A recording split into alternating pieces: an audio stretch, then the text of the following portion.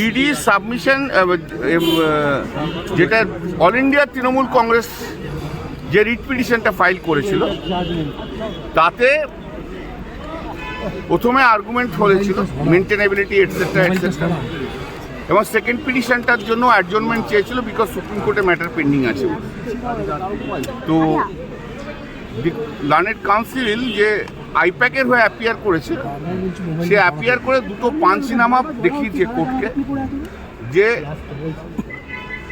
কিছু সিজ হয়নি, কোনো কিছু সিজ হয়নি, আর কোনো কিছু মানে পাওয়া যায়নি যেটা খুব একটা সন্দেহজনক। সেই জন্য এবং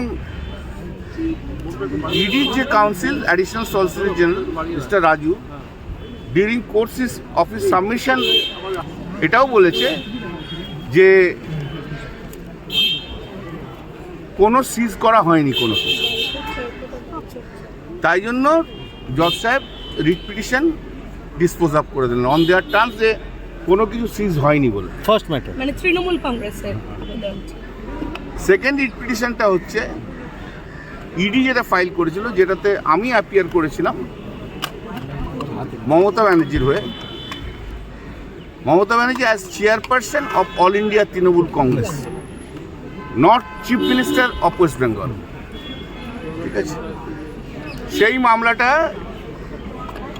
ইডি টাইম চেয়েছিল যে বিকজ অফ ওরা সুপ্রিম কোর্টে ম্যাটার পেন্ডিং আছে, সুপ্রিম কোর্টে ম্যাটার পেন্ডিং রয়েছে, অতএব তুমি এই মামলা এখন অ্যাডজন করে দাও।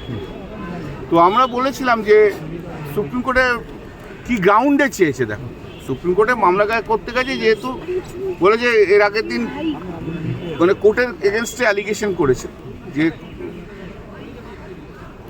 তখন জজ সাহেব বললো যে ঠিক আছে, আর আমরা বলেছিলাম যে আমরা we are agreeable to argue this matter, we are against this adjournment.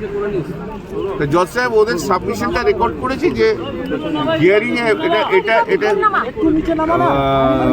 ইয়েতে